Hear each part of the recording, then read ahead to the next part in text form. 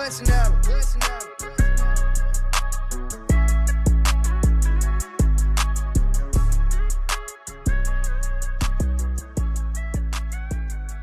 back to the Dimer Sports Betting Podcast, second episode in as many days. That's a first. It's I guess a back-to-back. I feel like an NBA team right now, Dave. How neither one of us are load managing today. Thank you for being here. How are you? Joke's on you. Just like the NBA, it's last second updates, and I'm out of here. I will not be performing on this back-to-back. No, I'm here. I'm ready to go. No LeBron James sitting out for me. No fines over here. We're ready to go with our second half of the wild card preview and a little bit more as we're just days away from the NFL playoffs. Good. We're going to lean on our superstar. We're not going to shorten the load whatsoever here. It's going to be fun. Yes, we have the continuation of yesterday's episode. If you haven't heard that yet, we have a breakdown of the first three games from Wild Card Weekend in depth, how to bet them, what the model likes. Today, we will preview part 2 of Wild Card Weekend, the other three games we haven't gotten to. We do have a touchdown parlay for the weekend. Dave and I both have filled out an NFL playoff bracket, which is part of our Dimers playoff pick'em. So if you want to be a part of that contest, you can, and we'll unveil our brackets as well. And hey, guess what? College football playoff back in action tonight. Ole Miss and Miami playing for a spot in the national championship. A reminder that even on this random Thursday night in January, there's like real serious, great sports on every single night right now. Yep. It's a great time of year. So let's get right into it. We are going to start today's show with Wild Card Preview Part 2. The Early Edge.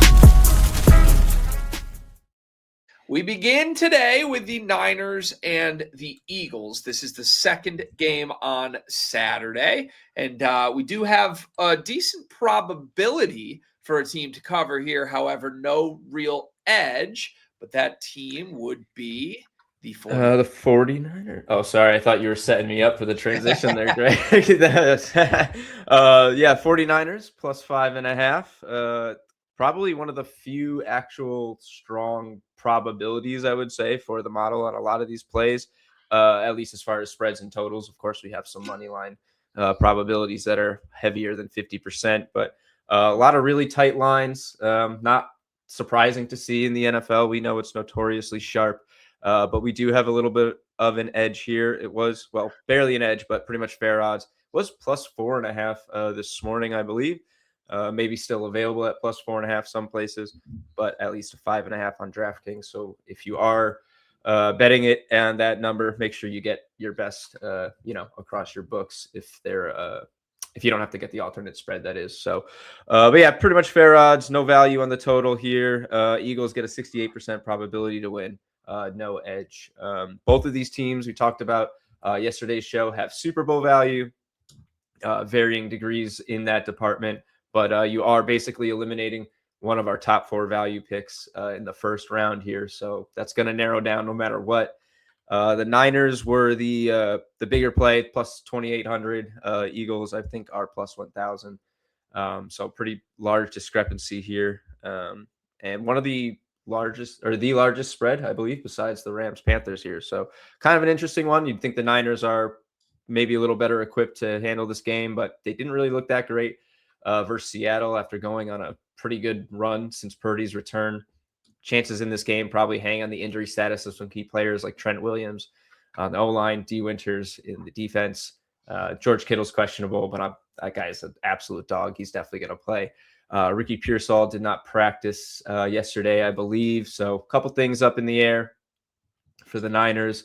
And ultimately, they're really going to have to step it up on defense. That's kind of been an issue for them. They didn't have to play too many very good teams on their run. And the Eagles, who have kind of notoriously run into third down issues, broken drives, stuff like that this year, that's going to be probably the key for the Niners defense. Notice the Eagles have the second worst third down conversion rate out of all these playoff teams. Only the Panthers are worse. That's 37.1% for the Eagles. Niners held teams to 40.1% this year, so pretty similar numbers. Honestly, probably simplifying things with this. Kind of a no-brainer, but turnovers are certainly going to be, I think, the pivot point of this game. Both of these teams have the best win rate in the NFL over the past 5 seasons when they win the turnover battle. The Niners first, 35-1. Eagles second, 42-3. So, I mean, that's going to be probably the story of this game here. This season, the Eagles had a +6 turnover differential. Niners were -6 this season, and Purdy has been throwing the highest interception rate pretty much of his career, 3.5% since he came back. Obviously, a slightly smaller sample size, but it has been a little bit of an issue for him, even though the Niners have, for the most part, been rolling. So doesn't surprise me to see this edge on the Niners. I do kind of like it. I think this is going to be a competitive game, but that's certainly going to be the focal point, the fulcrum, if you will, of this game. Is going to be the turnover battle for sure. Yep. Yeah, I feel like it's a tale as old as time, right?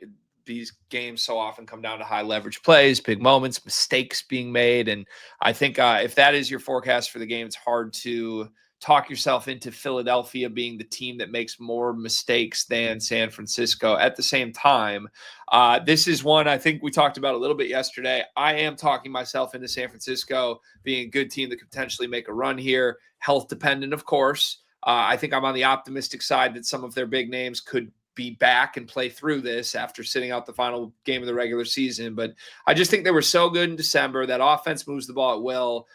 To me, these two teams have been on such opposite ends of the vibe spectrum, and you should not bet on vibes. But the story of Philadelphia's season has been, frustrations with role and what is this team even? And obviously you can throw all of that aside when you get to the playoffs, but it is hard for franchises to become dynasties. They're going for 3 consecutive runs to the Super Bowl. I think that's highly unlikely to come to fruition. And it could end next round. It could end the round after that. But I like San Francisco as a team with the firepower to pick them off. I was hoping the model would show value in that here. Obviously not much on the money line side of things, but to see a higher probability for San Francisco to cover this spread where it's at instead of Philadelphia reflects what I was sort of thinking in my gut coming into this game. Do you have any prop angles for us in this matchup? Yeah, a few. I don't think there's a ton of value. Some of that we'll get to in a little bit. I mean, I certainly think the Eagles don't win this game without a big game from Saquon. My opinion, anyway. Similarly, limiting CMC, again, kind of obvious and easier said than done. Probably what they need to do to force the Niners into maybe those passing situations that more likely will generate turnovers than Christian McCaffrey running the ball. So pretty good projections for both of them. 80 for Saquon, 66 for McCaffrey, and then 44 receiving yards for McCaffrey, 19 for Saquon. Both these teams were pretty vulnerable against the run down the stretch over their last 6 games. 110 yards per game for opponents for the Eagles. Niners were giving up over 100.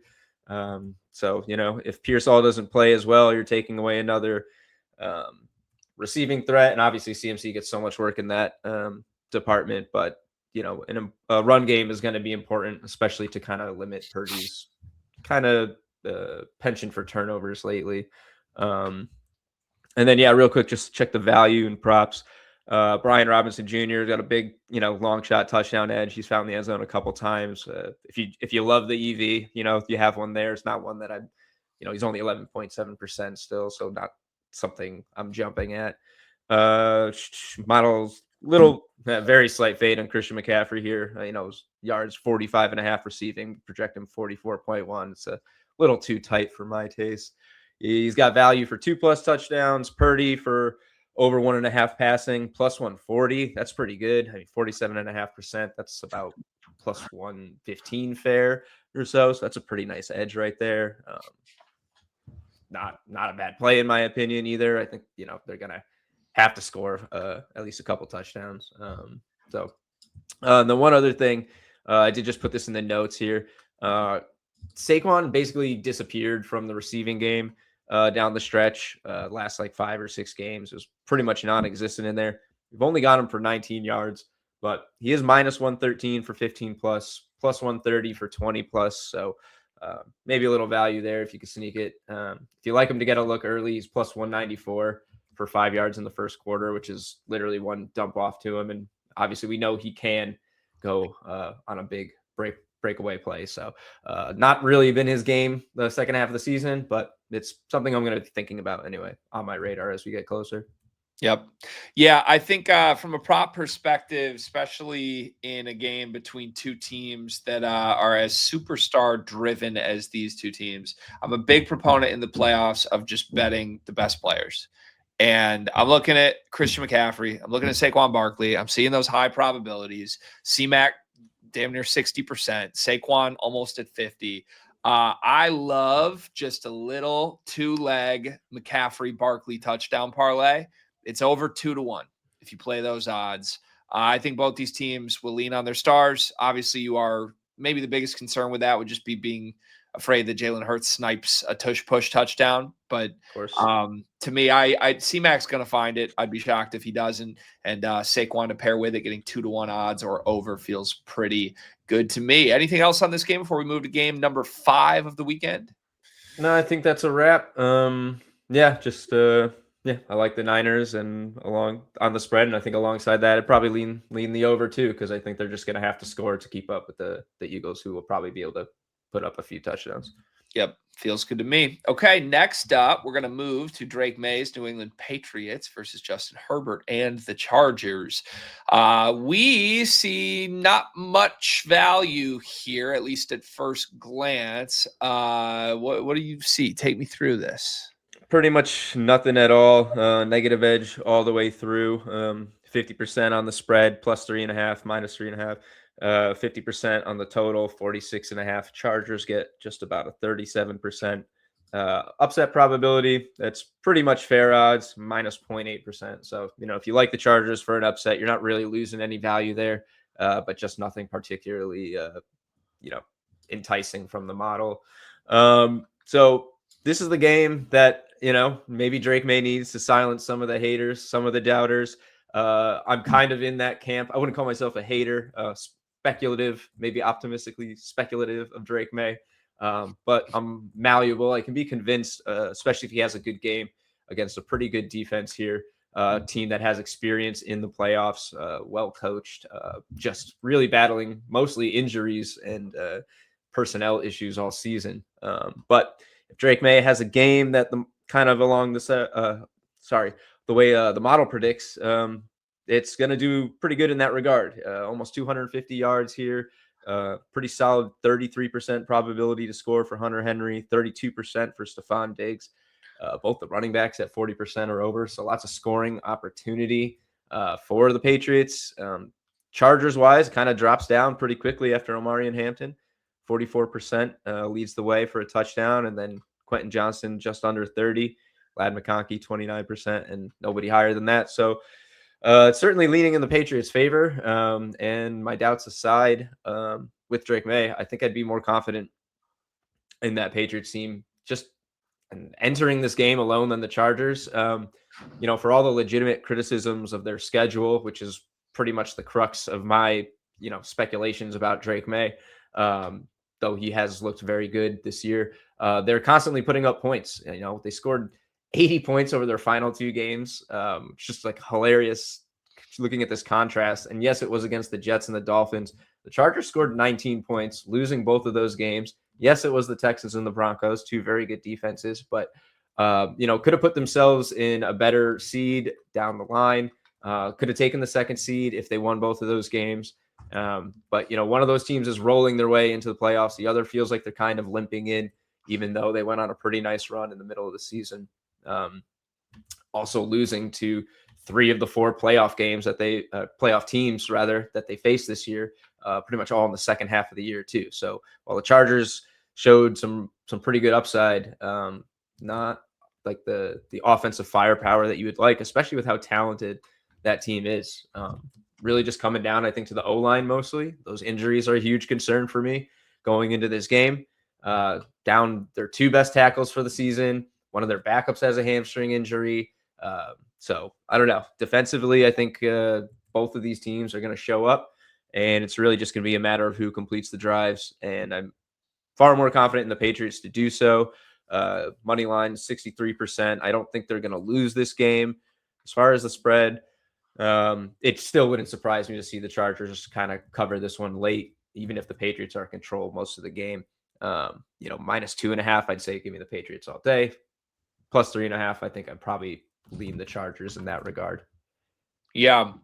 I want no part of this game as a I really don't. I think you've heard me. I respect the Patriots. They're good. I do not believe this is going to be like Drake May coronation, win a Super Bowl year.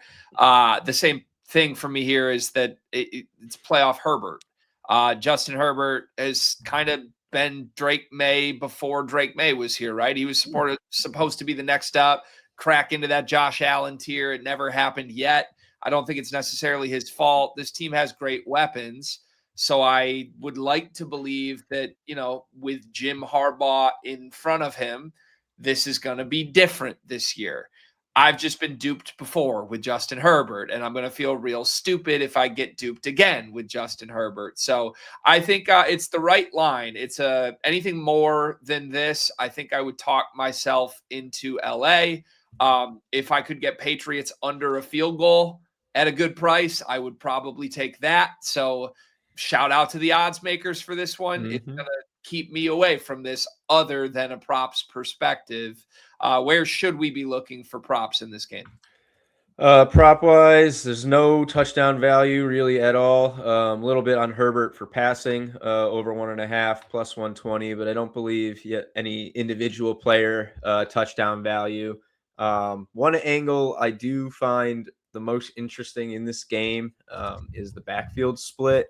So it's kind of been back and forth this year. Ramondre was hurt and had some early season fumble and production issues. Opened the door for Trevion Henderson, who was like electric once he got that role. And then it started to level back out at the end of the year. Not for lack of production on Henderson's side, but Ramondre was scoring, doing all the scoring, and Henderson had all the volume. 6 touchdowns for Ramondre over the last 3 games. Huge game in the last day of the season. Henderson also had 2 touchdowns in that game. It was pretty nuts. But he went off. Like, he had 131 rushing yards on just 7 attempts in that game. So the maybe questions about Ramondre still having a little explosiveness were probably put to rest over his end of season stretch. And we got him pretty close in this game. 42% to score for Henderson, 40 for Ramondre, 52 yards for Henderson, 40 yards for Ramondre. Ramondre Stevenson probably more likely to get a little bit of receiving work, though we don't even have him at 20 yards or more. Just kind of an interesting angle for me. I don't really have a lean in it, just kind of talking through some of my thoughts on it. But Chargers red zone defense is really good, so I think it might be kind of hard for them to come across some rushing TDs in this game. So wouldn't surprise me to see it funnel more into a Drake May passing style game, which is kind of interesting because pretty much all of our Patriots props correlate with that. Drake May over 29.5 passing attempts. Small role, but Austin Hooper over 1.5 receptions and 8.5 yards. Demario Douglas over 1.5 receptions. Henderson under 54.5 rushing yards. So I think a passing game is probably more likely from the Patriots in this, and the prop value is certainly aligned with that. So no major prop edges, I think, but a couple game scripts that the model seems to favor, particularly Patriots pass heavy game. Given these game scripts, I saw Justin Herbert over passing attempts was also in there, I believe. Yep. Or some completions and touchdowns. Yeah. And touchdowns. So as I'm thinking through this, if you couldn't tell, my main point of skepticism with both this is I don't really want to back either Herbert or May to have a great playoff game. I don't think either's overly likely. Last time we saw Justin Herbert, he had 4 interceptions in a playoff game. I believe Drake May, this is his first playoff appearance. However, I'll tell you this from being a college football watcher, in big game Drake May was a concern in college. In both their rivalry games against NC State, he threw 3 combined interceptions, 1 in each game at least. And then in the conference championship, they played Clemson one year in the ACC championship game with a playoff spot on the line. 0 touchdowns, 2 picks from Drake May in that game. I think I'm going to run a little Justin Herbert, Drake May, 1+ interception each here and root for a pass-heavy script for both sides, maybe some nerves and just big game Herbert to come back, college big game May to come back. It's plus 244 at DraftKings, but I think that tails along with what the model might be thinking the script is here. I love that, and we didn't really do our angles of the week that we did during the regular season for this. But had we done so, because when I was doing the research for the show, there were a ton of with the Purdy pick stuff. I was like, there are quite a few guys who I think are ready for interceptions here.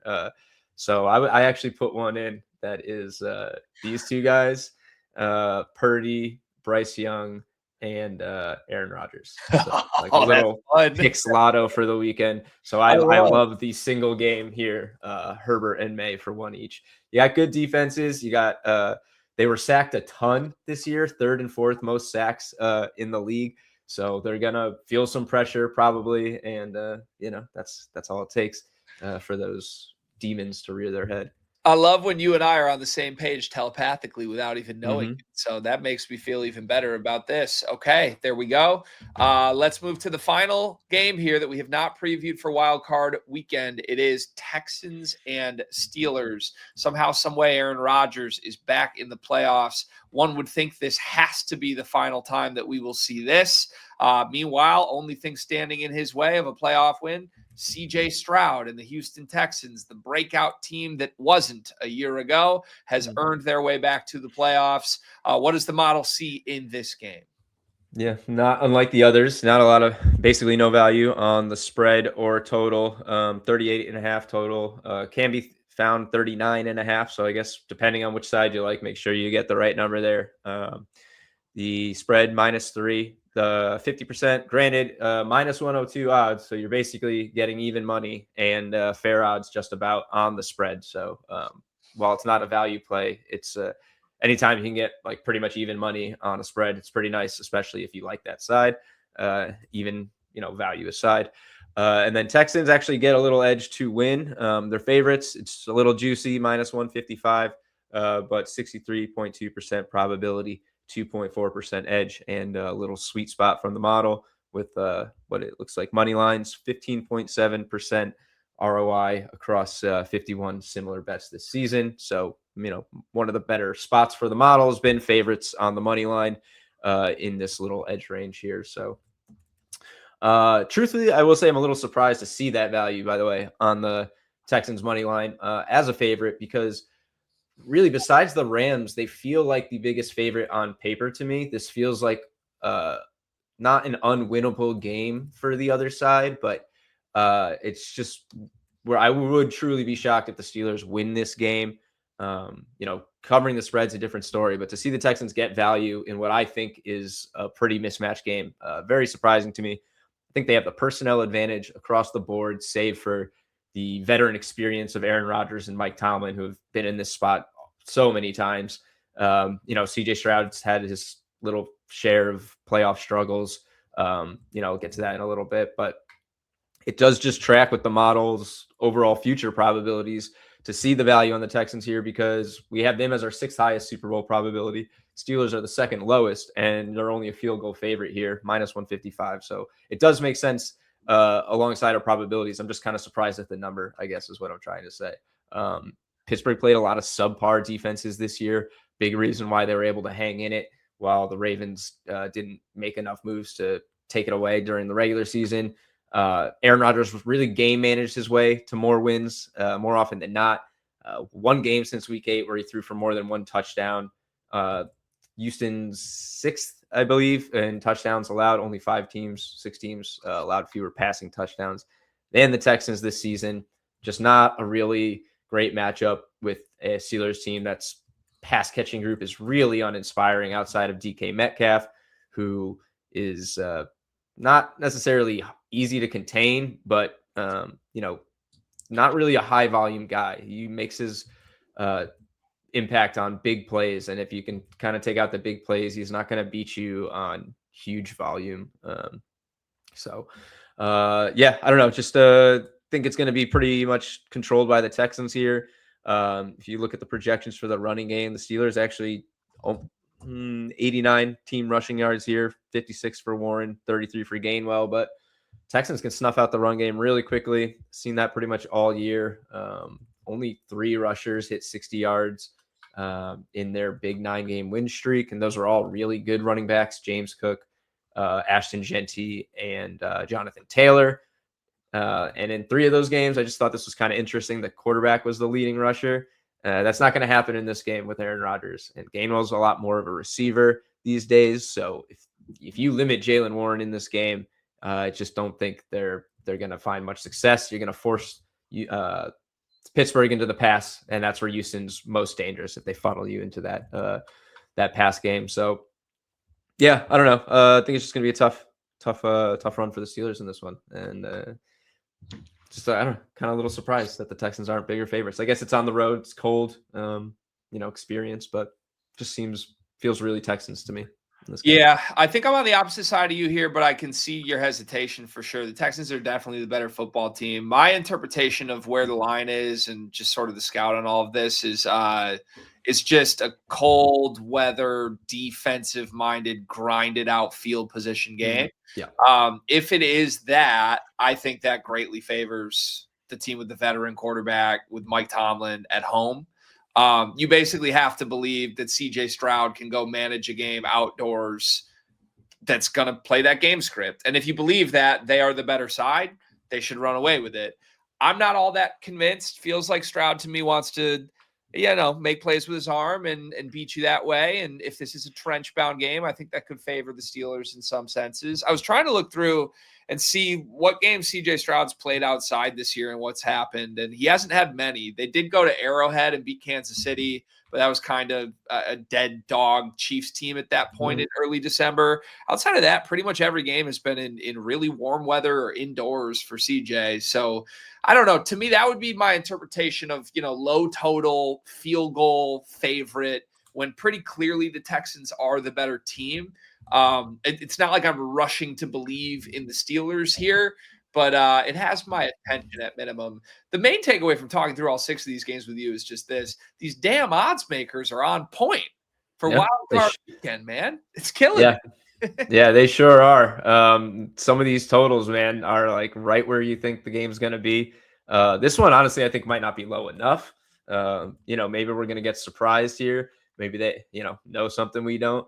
But just like you said, it's going to be a grinder. Whichever side you're on, it's going to be cold. There's going to be turnovers. So both these offenses are probably not going to move the ball at will. I just think it's going to be close no matter what. I'm leaning Texans. I would say give me the under and the Texans. You get like almost plus 200 and a little 2-legger for that. And if you like the Steelers and the under, you'll get even better odds since they're plus money. So whichever side you listeners are personally on, I think definitely think this game's going under anyway.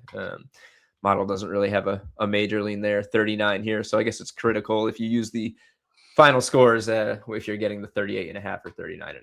But fun angle I just thought of here. This is TJ Watt versus Big Bro's old franchise. A little Watt playoff value on the line, Yeah, there's probably some side wagering between them going on in this one. I imagine, yeah.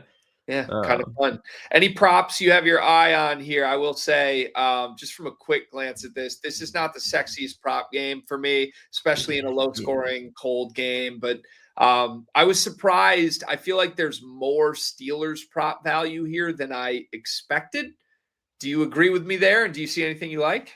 Yeah, it particularly is. I mean, all the touchdown value is with the Steelers. Whether you're looking at individuals, Kenneth Gainwell, Jalen Warren, Calvin Austin, Aaron Rodgers for over 1.5 passing touchdowns. That's almost plus 200, 39.8%. So you want plus 150 there. Pretty good edge.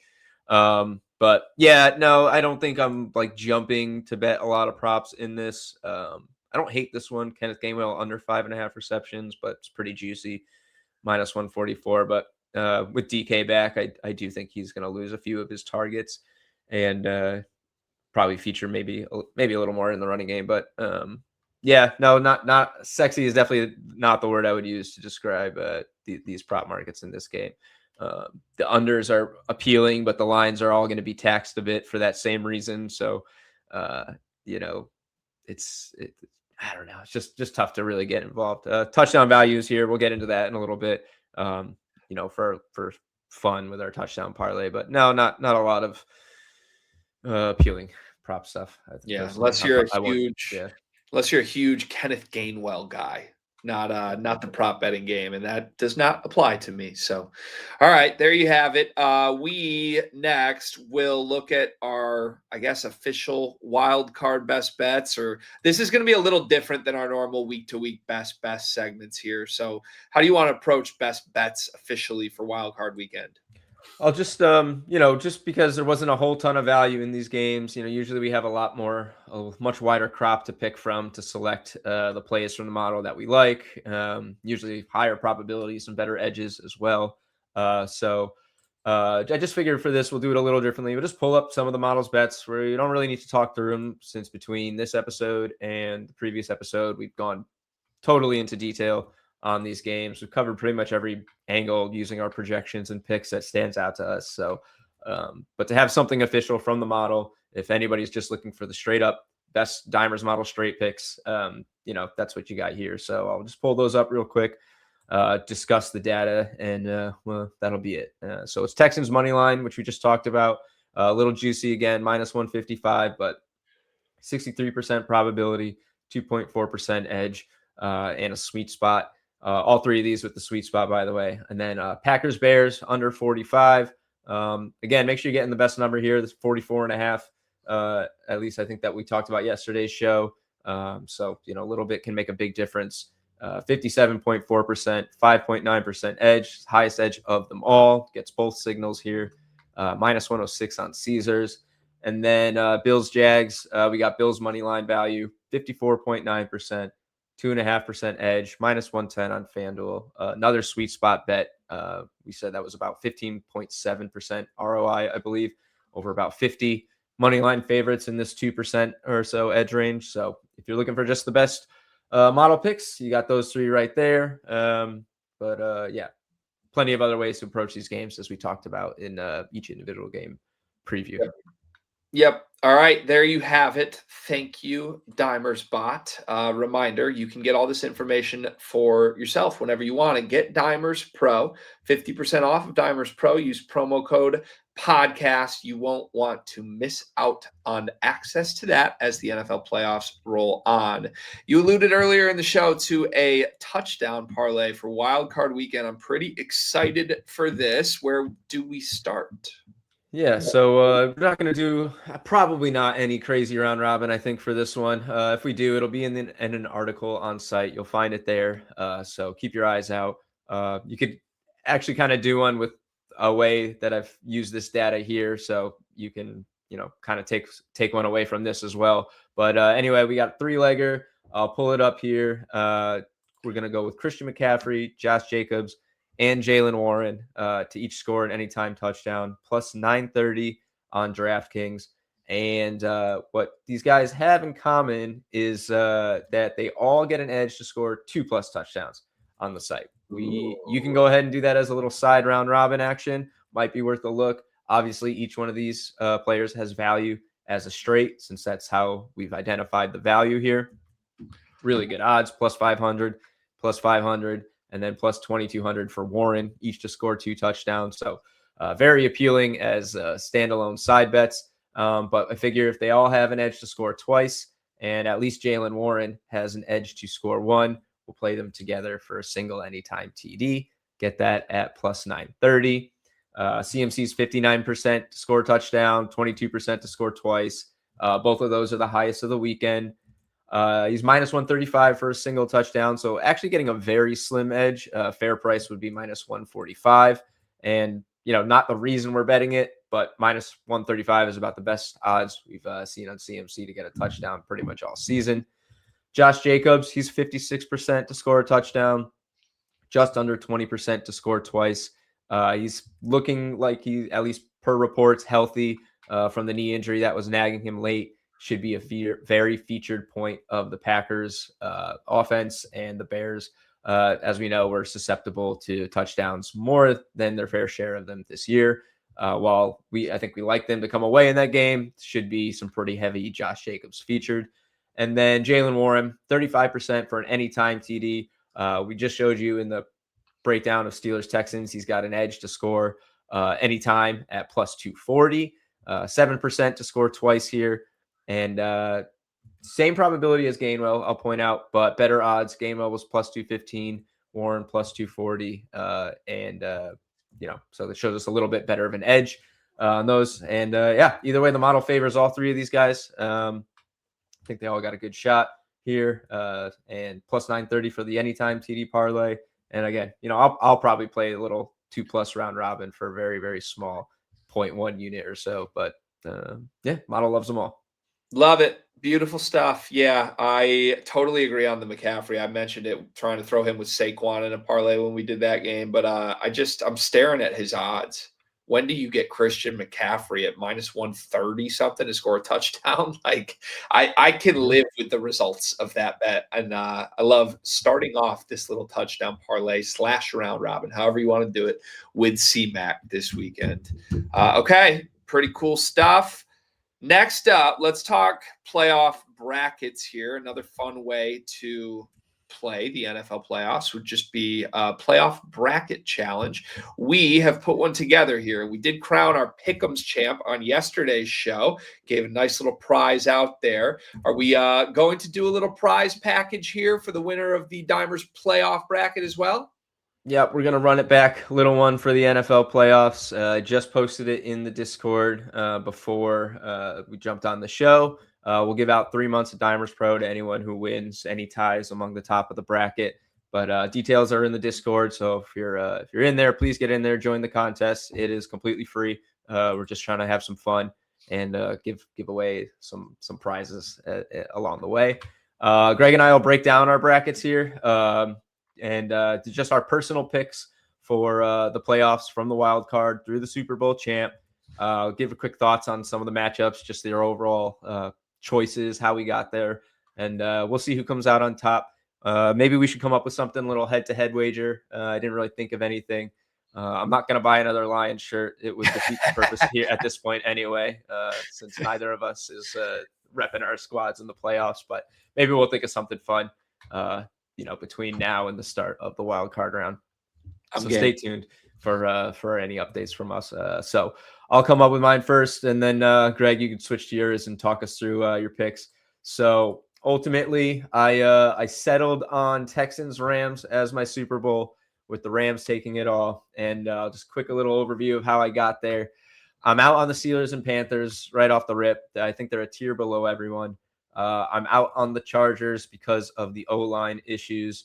Out on the Broncos overall because I think the offense comes up short. I'm out on the Bills because their defense is too soft for me. And I'm out on the Packers because of injuries and trending downward as they get to the postseason. If you check out my AFC side, I've got the Jaguars taking the Bills, beating the Patriots, and then falling to the Texans in the AFC Championship. And then I think that the Patriots take down the Chargers, and I got the Texans going all the way to the Super Bowl. What do I got here? Oh, sorry. NFC side, looking at my matchups, I have Bears over the Packers. Just think that they're the better team. I'm going to go with the team that is also just frankly more exciting in the first round. I've got the Eagles beating the 49ers, so I think that's going to be a closer game. I think the health wins out there, and then they fall to the Bears in the divisional round. On the other side, I've got the Rams just rolling the Panthers, I think, crushing it, winning the rematch with Seattle, and then there'll be a full strength with Devontae Adams, a little bit different than that big game they had a couple weeks ago. And then I think they beat the Bears in a close but decisive, it's not your turn yet, Caleb Williams, not your turn, Ben Johnson, NFC Championship, again featuring the NFC North versus the NFC East, before ultimately I have the Rams beating the Texans in the Super Bowl thanks to the experience of Matt Stafford, Sean McVay. Stafford wins Super Bowl MVP, rides off into the sunset, and that's a wrap. Storybook ending, you could say. Mm-hmm. It's funny when just listening to you go through this, it's such a fun, chaotic, crazy year for this. Like any other year that you are filling out a bracket like this and you don't put the Chiefs to the final, you're going to feel stupid. You could have done other dynasties. Obviously, the Eagles have done it twice. Yep. Maybe we'll feel stupid not putting Philly to the finish line either. But I just love it because, like, you've got a team in your Super Bowl that I have losing first round. I'm going to have a team in my Super Bowl that you have losing first round, and you can make arguments for every single one of these teams. It's just fun stuff. Despite how crazy this is, you and I still landed on the same champion somehow. So I can take you through my bracket next. It's crazy. I don't trust anyone in the AFC. I got to be honest. As I was going through this, like, I could talk myself into, I think, Seattle, Philly, San Francisco, LA, maybe even Chicago as teams that I might pick to run through the AFC right now. And that's not to say that I think the NFC has been the dominant conference this year. It just, I don't really want stock in any of these AFC teams. And as I started going through them, trying to think, what does it look like if they get hot at the right time and make a run here? To me, I just have so many quarterbacks I don't believe in yet.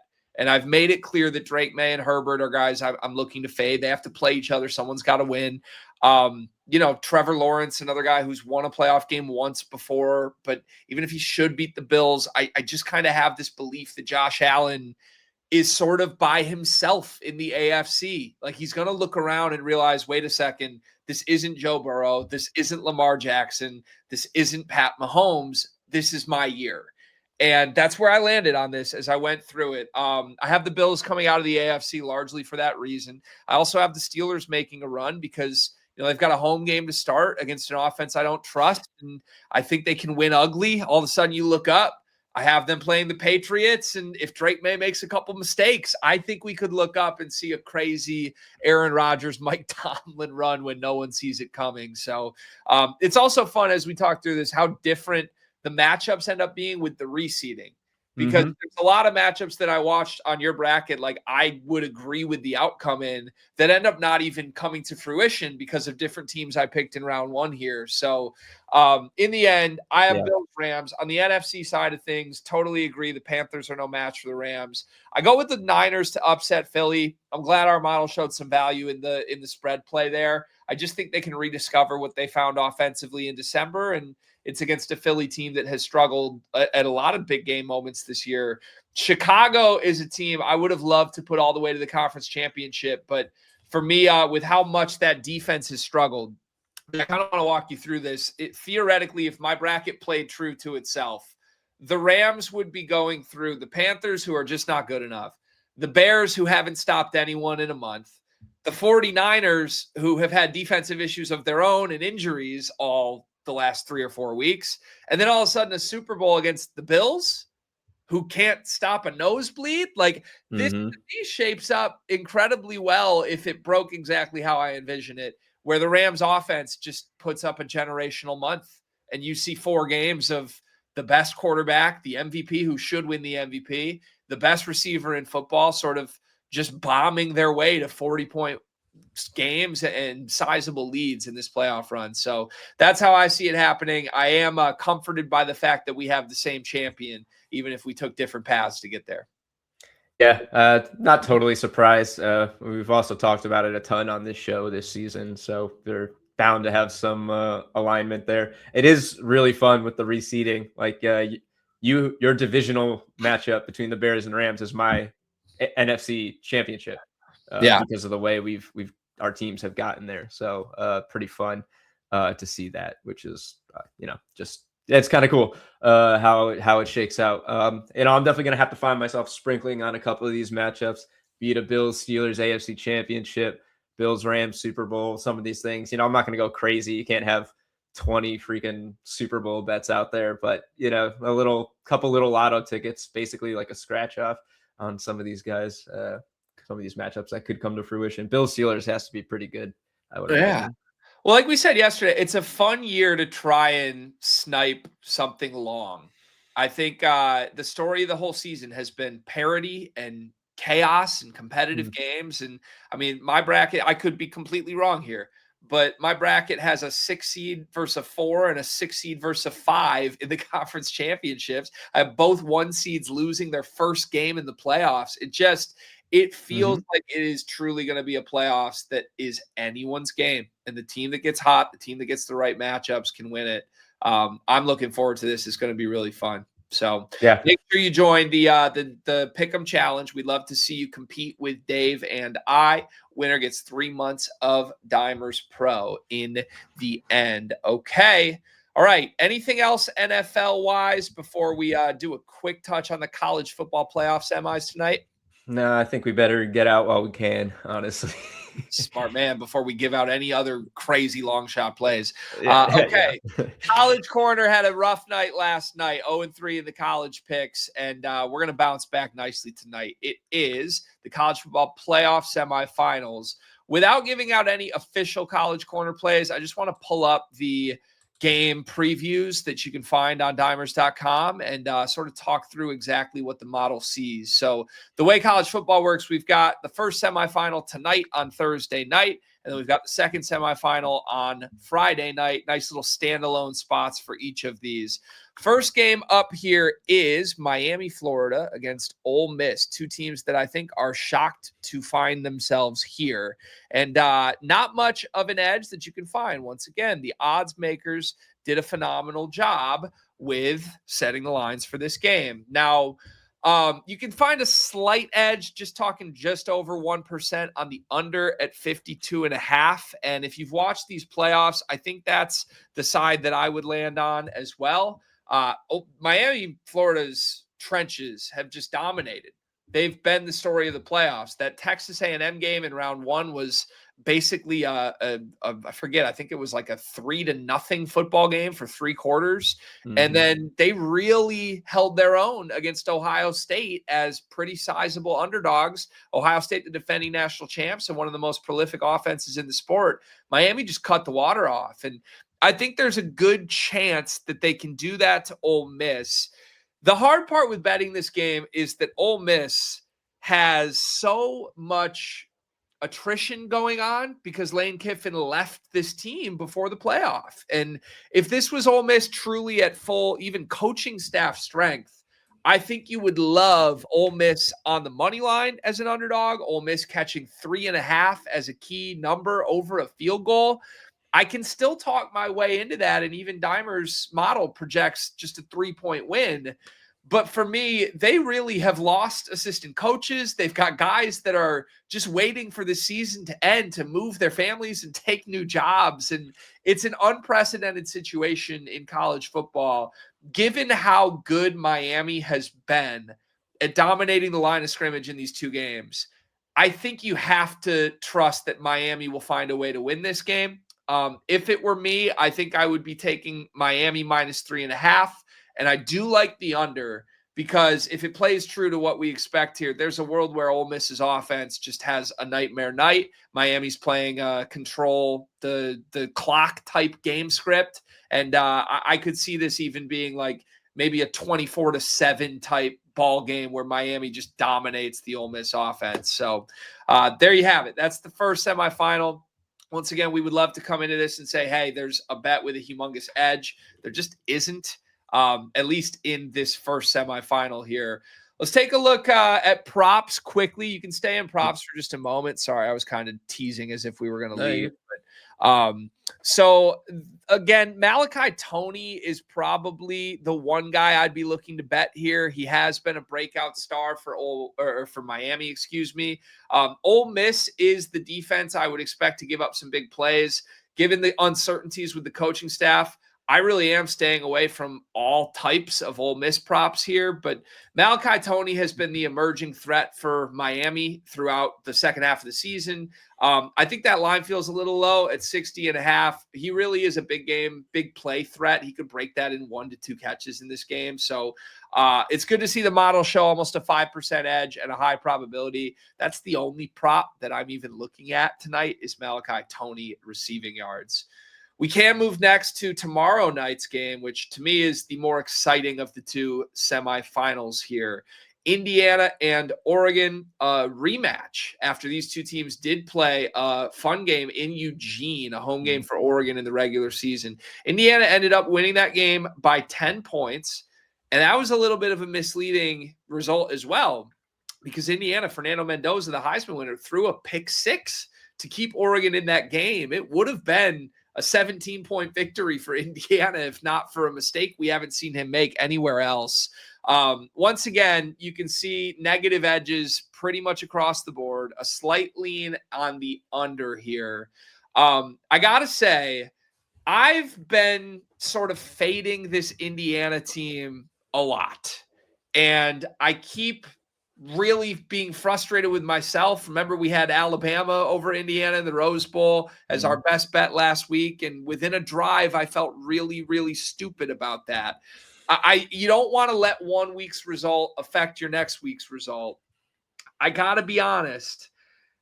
I'm coming back to Oregon plus 3.5 here as the spot. And the main reason why is this. I think when we see familiarity in college football, it often benefits the team that lost the first game, at least when they're two teams of similar talent. And I would point to a couple different spots with playoff teams that this has applied to. Earlier this season, we saw Alabama beat Georgia in the regular season. They met again in the SEC championship, and Georgia destroyed them. We saw Georgia beat Ole Miss in the regular season. We saw them meet in the first round of the playoff, even without Lane Kiffin, and Ole Miss was the better side for that game. These two teams, other than the coaching disadvantage, which is crazy to call Dan Lanning a disadvantage, but Cignetti's that good. These two rosters are very similar in talent. You could even argue that Oregon has the more talented side defensively. They've got 5 stars everywhere. Dante Moore was the former #1 quarterback in his class. Dante Moore is still lurking as a potential threat to Fernando Mendoza for being the #1 pick in the draft. And I think familiarity is going to benefit the Ducks here. They know what Indiana is. Most teams have a feeling out process where, oh, it's Indiana. We are the side that, can handle them. And then you look up and you're 1 quarter in like, oh my God, they're for real. The Ducks know how for real the Hoosiers are. They need to be firing on all cylinders. I think you're going to see an aggressive Dan Lanning in a way he did not call the game the first time against Indiana. And look, if I fade Curt Cignetti again and lose again, I think there's only one way I could conclude the college football playoff run, by backing Cignetti out of respect in the championship game. But the odds maker set the line in the right spot again. It's just picking your personal preference. I will be on Oregon plus 3.5 with a light sprinkle on Oregon money line in this game, despite the fact that we really see no edge on either side. Cool. Thanks, Greg. That is really interesting about the rematches basically between the teams, and it does kind of make sense. College is so high variance and short-lived these seasons, that there's often not a lot of time to course correct. So you focus on the spots that you need, which often are teams that you're likely to face again. And so it checks out. Any thoughts on any prop value in this game at all, or nothing doing for you? That top one is probably the one to call out. Charlie Becker has been such a stud for Indiana in their biggest games. He had this breakout performance in the Big Ten championship game against Ohio State. And I think, he had a really quiet regular season. And then all of a sudden, some absences in the wide receiver room have opened up him being really the second target for Mendoza in the playoffs. And I don't think the odds makers have caught up to that just yet. I think they're still, kind of valuing him as if he isn't in the role that he's now playing, given some of the injuries in the receiver room. So I do think, it depends on game script. If Indiana controls the game early, you could see them really play conservatively here, I think. But we know they're a team that likes to strike early and often. We know they're a team that likes big plays. And if my best bet is correct and Indiana, God forbid, is down late in this game, I think they're going to look to Becker early and often. So depending on where you want to play this, you see the FanDuel odds there is the best place to bet over 2.5 receptions. If you can find a book that can ladder Charlie Becker receptions as well, I might look at a small ladder. I think there's a world there where he gets 5, 6, 7 receptions in this game if the game script plays out the way I foresee it. There's nothing I love more than a ladder with someone in a good spot. It's my favorite. Yep, you got to love it. All right, so there you have it. Once again, I'm mad at the odds makers for being so dialed in on all of this, but only one more college football playoff game after these two. It will be the national championship, and we'll have a full preview of that next week on this show. Okay, that's the bulk of this episode. As always, we do want to end our show with some more shout outs for another champ of the week. The pro champ of the week.